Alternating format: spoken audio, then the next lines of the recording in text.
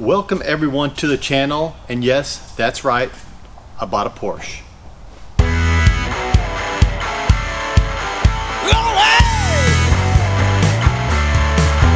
Get ready! Extreme automotive addiction! Yeah!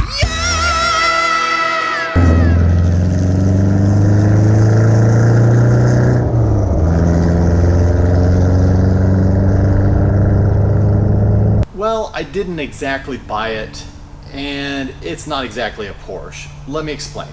I actually ended up trading for this car. I'll go into that in a second. So I guess in a way I bought it, but I really traded for it. And it's not really a Porsche because this is a kit car replica, whatever you want to call it, of a 1957 Porsche 356 Speedster. So yes, I did say that those that follow my channel that know me might be a little surprised at this newly acquired vehicle that's in the shop. If you know me, primarily what I have is American muscle. With a few exceptions here and there, I have primarily stuck to American muscle.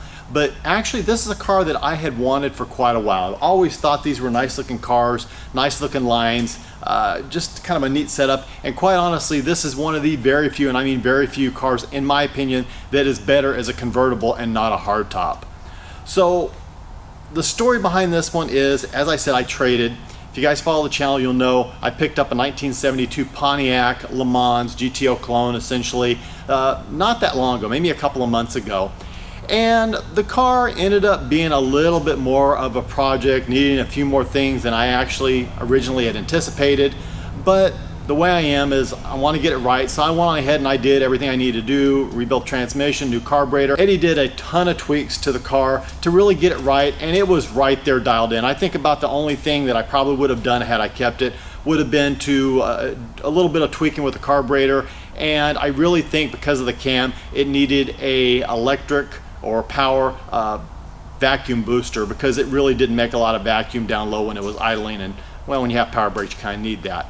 But it was good to go, it looked good, it sounded good, it was ready to go. So I was looking for trades, I was really ready to get rid of the car. Just one of those things, kind of when I'm done with a car, I'm done with a car, and once I decide, okay, I'm done, I'm ready to let it go, I'm ready to let it go right now. And that's kind of where I was with that car, and I figured someone else could take it to the next level. But I'm talking too much about that car. So lo and behold, I'm looking on Facebook Marketplace and I see this car.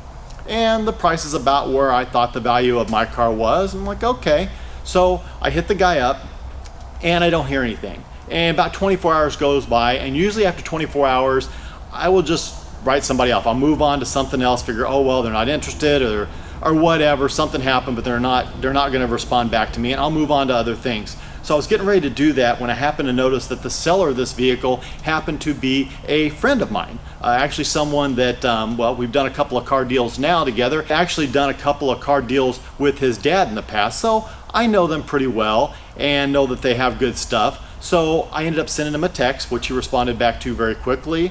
And Donovan is a guy who has a lot of cars. So he has a lot of vehicles for sale at one time. So he said, you know, I probably just didn't get your message. I apologize, but no big deal. My wife and I decided to take a Saturday and drive to him. He's about 2 hours away south of us, and take a look at this car, and got to see a lot of other really cool cars at the same time.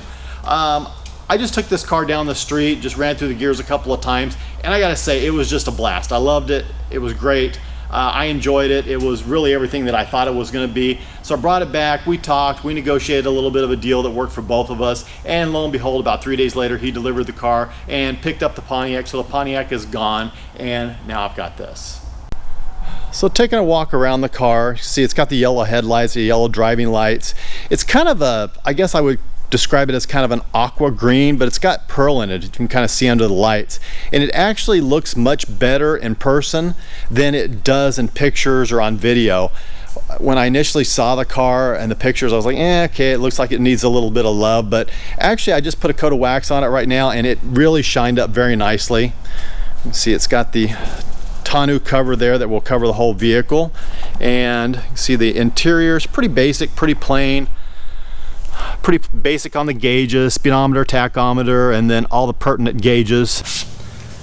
You will notice lack of hubcaps right now. I do have some hubcaps I just picked up from a buddy of mine, but there's little tabs that go around here that actually hold the hubcaps on. So I need to get those. Those have all been broken off. So I need to get that replaced, and then I'll have some hubcaps, make this thing a little bit more finished. When we first got the car, I know it was kind of squirrely. It was like all over the place. So actually a little scary to drive. So Eddie lifted it up, he got underneath it, he lubed everything and put a little air in the air shocks, because it actually has air shocks front and rear. So a little bit of air in the air shocks, and that seemed to make all the difference in the world. I probably will go on ahead and have an alignment done on it just to be on the safe side, but it drives so much better.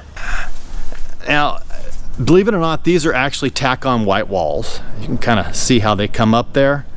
Yeah, so they've got the little bit of patina and weathering on them, which I think looks kind of cool.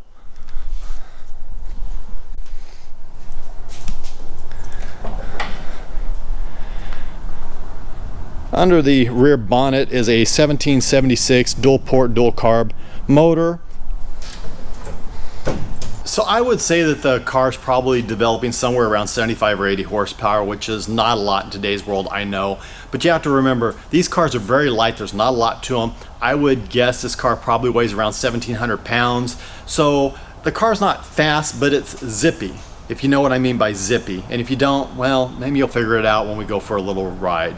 The car does have a 4-speed manual transmission, which in my opinion, these cars need to have a manual transmission. Basically, it's registered as a 69 Volkswagen.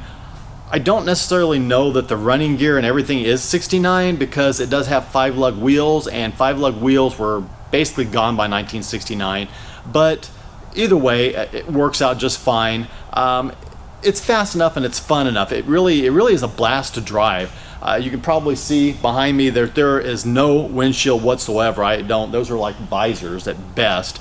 So doesn't block the wind very well. So I end up having to wear some motorcycle glasses, and I end up wearing a bandana because of the wind. It's just too much for me to be in at like 50, 60, 70 miles an hour. So once I put all that stuff on, it's not bad. Probably as close to a motorcycle as I'm going to get at this point in my life. So it's really a lot of fun. So now's the time where I fire it up and take you guys for a little ride.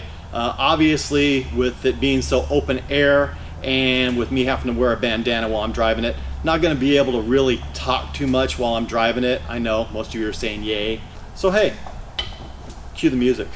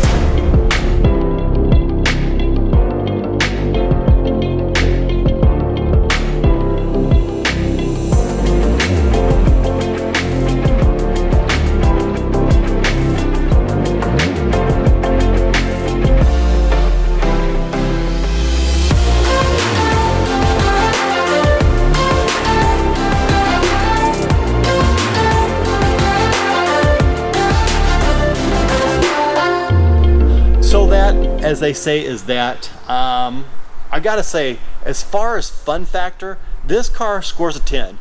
It is one of the funnest cars I've ever driven, I've ever had, I've ever owned, I've ever been in. It is just a blast to drive.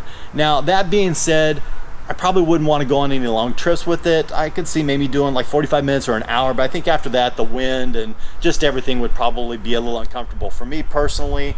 But cars and coffees, like things like that, when things start opening back up, I can't wait to take this car out and take it to a few events and just get to know a whole new group of people for that matter. So but I'm curious, what are your thoughts? What do you think about this car? Especially those that know me, that follow the channel, that know me personally, that know that this is mostly what I enjoy. What do you think?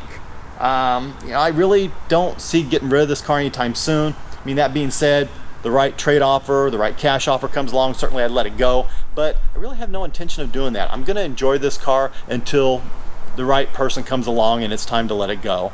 So, as always, don't forget to like, share, and subscribe. My P.O. Box, Venmo, and Instagram in the description below. God bless, take care, have an absolutely amazing day. Car does have a 4-speed transmission, which I think every vehicle should.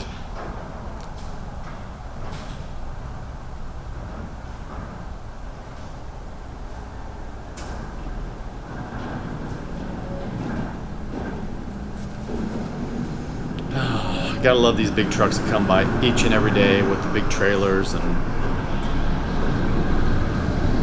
if I had more money, I could buy more land and I could move way to the back of it. Never have to hear that, but anyway.